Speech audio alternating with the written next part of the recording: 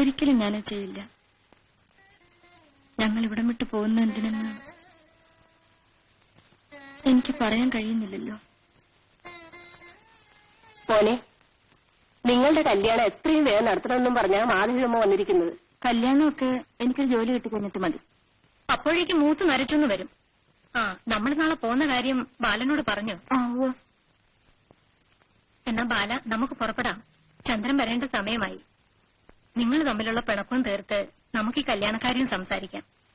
ഞാൻ പറഞ്ഞോ, ചേട്ടൻ എന്നോട് വെറുപ്പാണ്. അതൊക്കെ നിന്റെ തോന്നല. മോൻ പുറപ്പെട. ചെല്ലുമോനെ, എന്നായാലും നിങ്ങൾ ഒന്നിക്കേണ്ടവരല്ലേ. മോനെ, അങ്കിളിനെ മനസ്സിലായടാ? അങ്കിളല്ല, കൊച്ചച്ചൻ. മോനെ മോനെ. ചന്ദ്രനെ ഇനി കണ്ടില്ലല്ലോ. വരേണ്ട സമയമായി. മോനെ എഞ്ചിര കുട്ട. മോനെ മോനെ മോനെ. മോനെ, ആര് വന്നത് ഈ പൊട്ടകന്റെ കയ്യിൽ എന്റെ കുഞ്ഞിനെ കൊടുക്കാൻ? ചേട്ടാ, എന്റെ കുഞ്ഞിനെ ഗുരുടനാക്കാനായിരിക്കും.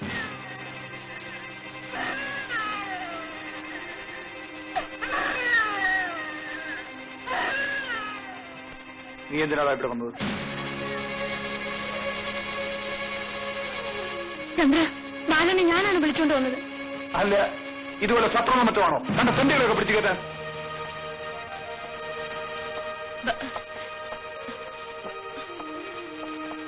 ചേട്ടാ, ഇത് ചേട്ടന്റെ വീട് തന്നെയാണ് എന്ന് വെച്ച് മറ്റുള്ളവർ മനുഷ്യരാണെന്ന് കരുതണം. എന്റെ സംസ്കാരം ഇത്രയ്ക്കേ ഉള്ളൂ. ഇഷ്ടമില്ലാത്തവർക്ക് ഇറങ്ങി പോകാം. ഇതിലും വലിയ സംസ്കാരം നിങ്ങൾ കണ്ടവളാണ് ഞാൻ.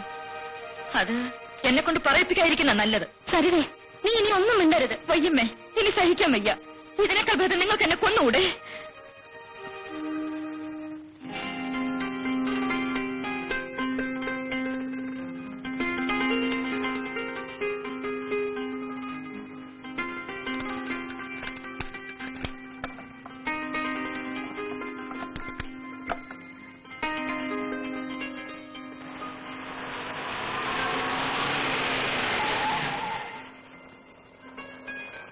സാറിവിടെ? ഞാനൊരാളെ കാണാൻ പോവാ. സരിത എവിടെ പോയിട്ട് വരുന്നു? റഡംപുരത്തിൽ പോയിരുന്നു സർ. സരിതയെ കാണാൻ ഞാൻ 1-2 തവണ ആളയച്ചു. ചേച്ചിയുടെ വീട്ടിലായിരുന്നല്ലേ? ഇവിടെ നടന്ന സംഭവമെല്ലാം സാറിനറിയാമല്ലോ. എന്റെ അധ്യയന ജീവിതത്തിലെ ആദ്യത്തെ സംഭവമായിരുന്നു അത്. എങ്കിലും സരിത പെട്ടെന്നെടുത്ത തീരുമാനം അല്പം കടന്നുപോയി. സരിത ഒരു കാര്യം ചെയ്യും, സൗകര്യം കിട്ടുമ്പോൾ വീട്ടിലേക്ക് വരും. ചില പ്രധാന കാര്യങ്ങൾ സംസാരിക്കാനുണ്ട്. ശരി, ഓക്കെ, താങ്ക്സ്. പോവാ.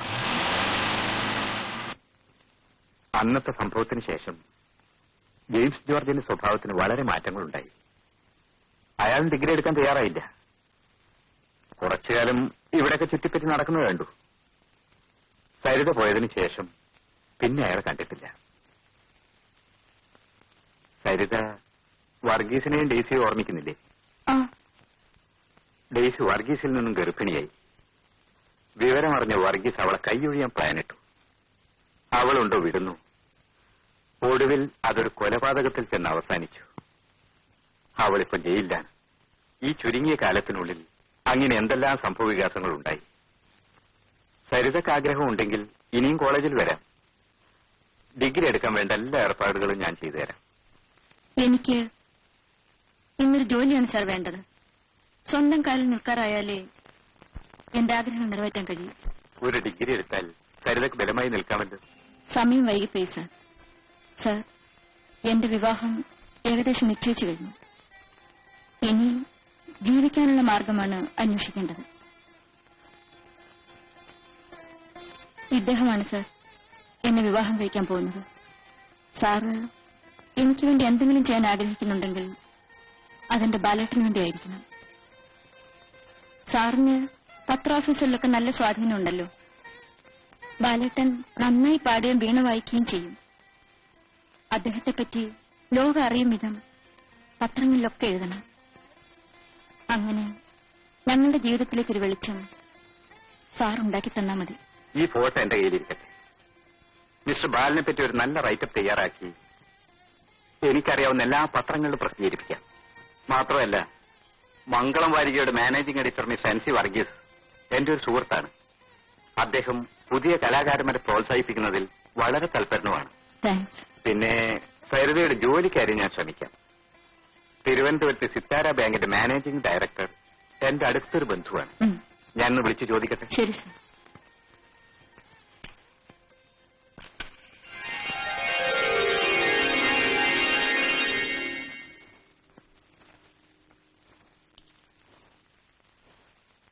എന്താ മോളെ, ആരുടെ കത്താ? സിത്താര ബാങ്കിൽ നിന്നുള്ള അപ്പോയിന്റ്മെന്റ് ഓർഡറാണ്. 1-ാം തീയതി തന്നെ ജോയിൻ ചെയ്യണം. അയ്യോ, ഇനി 2-3 ദിവസം കൂടിയല്ലേ ഉള്ളൂ. എങ്കിൽ നാളെ തന്നെ പുറപ്പെടണ്ടേ? 10,000 രൂപ സെക്യൂരിറ്റി കെട്ടണം അത്രേ. 10,000 രൂപയോ? നമ്മൾ എങ്ങനെ ഉണ്ടാക്കാനാ? അതുണ്ടായാലേ ജോലി കിട്ടും. നമുക്കൊരു കാര്യം ചെയ്യാം, ചന്ദ്രന്റെ അടുത്തൊന്ന് പോയി ചോദിച്ചാലോ? വേണ്ടമ്മേ, ഇനി അവിടെ പോകാൻ എനിക്ക് കഴിയില്ല. നടന്നതെല്ലാം മനസ്സിൽ വെച്ചുകൊണ്ടിരുന്നാൽ എങ്ങനെയാ? അത്യാവശ്യത്തിന് നമ്മളെ സഹായിക്കാൻ വേറെ ആരാ ഉള്ളത്? എനിക്ക് ജോലി കിട്ടിയില്ലെങ്കിലും വിഷമമില്ല. അങ്ങനെ അടുത്ത് കൈനീട്ടാൻ എനിക്ക് വയ്യ. നീ ഇങ്ങനെ വാശി പിടിക്കല്ലേ മോളെ. ബാലനെ ഓർത്തെങ്കിലും ഞാൻ പറയുന്ന ഒന്ന് കേക്ക്. ജോലിയും തൊഴിലും ഇല്ലാതെ നിങ്ങൾ കല്യാണം കഴിച്ച് എങ്ങനെ ജീവിക്കാനാ? നീ ഒരുങ്ങ.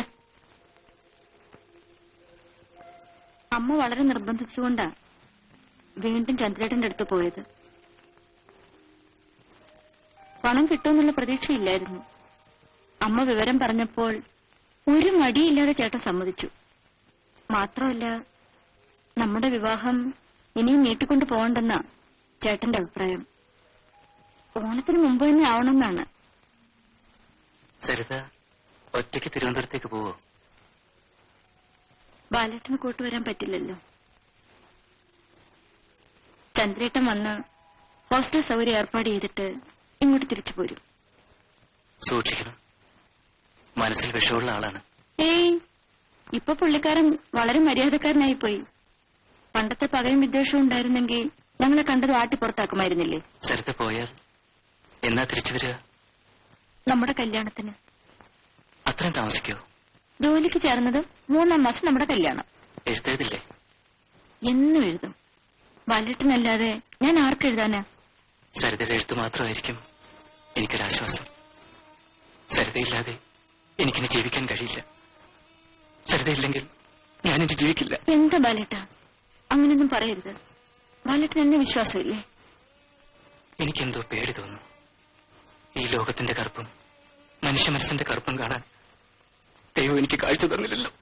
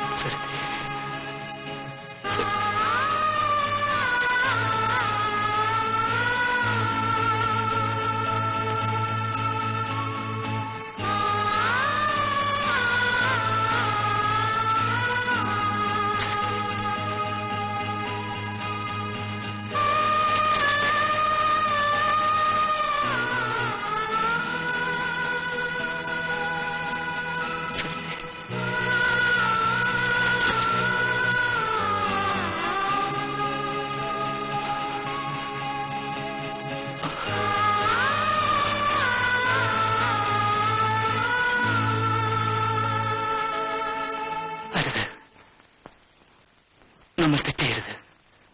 ഒരിക്കലും തിരുത്താനാവാത്ത ഈ തെറ്റ് നമ്മൾ ചെയ്യരുത്. കതിർ മണ്ഡപത്തിൽ വെച്ച് ഞാൻ താലി കെട്ടുന്ന പെൺകുട്ടി തികച്ചും പരിചയമുള്ളവളായിരിക്കണം.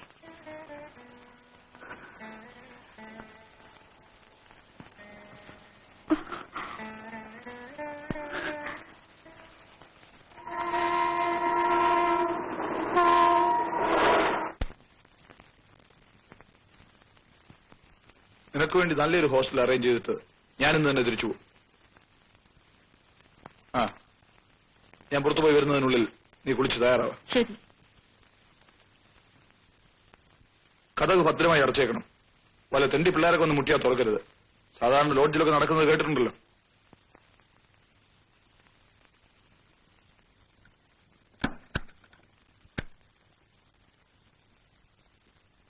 രേഖ, സരിത ഇപ്പോ അവിടെ എത്തിയിട്ടുണ്ടാവില്ലേ? മക്കളെ, നാളെ രാവിലെ അമ്പലത്തിൽ പോയി ബാലന്റെയും സരിതയുടെയും പേരിൽ അർച്ചന നടത്തണം. അവള് നാളെ ജോലി പ്രവേശിക്കുന്ന ദിവസമല്ലേ?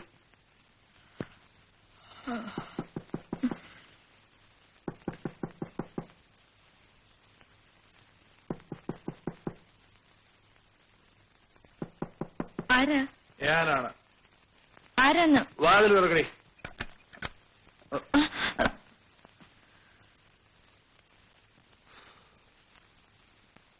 ഹോസ്റ്റൽ സൗകര്യം നാളേക്ക് റെഡിയാവും. രാവിലെ അങ്ങോട്ട് മാറാം.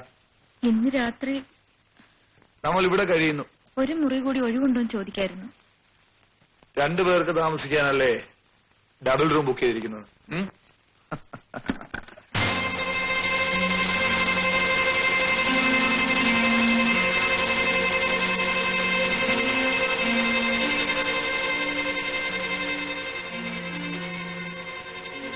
നീ ആഹാരം ഒന്നും കഴിച്ചില്ലേ? കഴിച്ചു. എങ്കിൽ വാ, നേരെ ഒത്തിരിയായി, നമുക്ക് കിടക്കാം. അയ്യോ, എന്നെ വിട്ടു. നിന്റെ ചേച്ചിയെ കെട്ടുമ്പോഴും എന്റെ മനസ്സ് നിറയെ നീയായിരുന്നു. നിനക്ക് വേണ്ടി 15,000 രൂപ ബാങ്കിൽ കെട്ടിയത് ഒരിക്കൽ എന്നെ ധിക്കരിച്ച നിന്നോടുള്ള കാരുണ്യം കൊണ്ടൊന്നുമല്ല. ബഹളം വയ്ക്കാതെ എന്നെ അനുസരിക്കുന്നതാ നല്ലത്. എന്നെ കൊന്നാലും ഞാനതിനെ അനുവദിക്കില്ല. വാടി ഇവിടെ. നിന്നെ പറ്റി എല്ലാം എനിക്കറിയാൻ വേണ്ടി.